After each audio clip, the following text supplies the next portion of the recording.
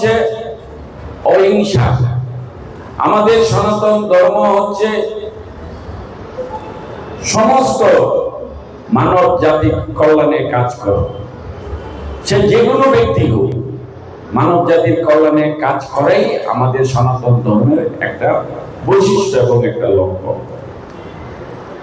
কোন ধর্মকে ঘৃণা করে নিজের ধর্মের হয়ে প্রচার করা, এটা আমাদের সনাতন ধর্মে নেই, যদিও অন্যান্য ধর্মে এইগুলি প্রচলন আছে।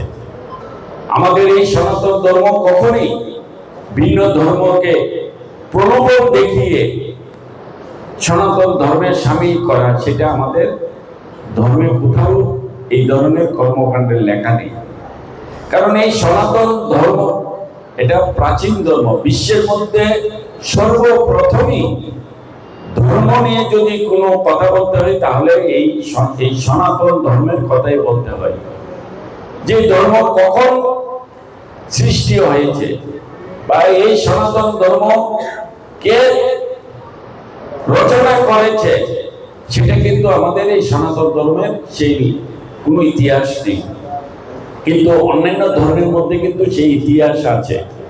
কোনো না কোনো একজন আধ্যাত্মিক, একজন সন্ন্যাসী বা একজন ধর্মীয় ব্যক্তির দ্বারাই তাদের ধর্ম সেদিক থেকে সৃষ্টি হয়েছে। কিন্তু আমাদেরই একমাত্র সনাতন ধর্ম যে একটা বিশাল বড় ধর্ম, যেখানে কোনো প্রকার কোনো ধরনের কোনো হিংসা নিয়ে এই ধর্ম সৃষ্টি হয়নি।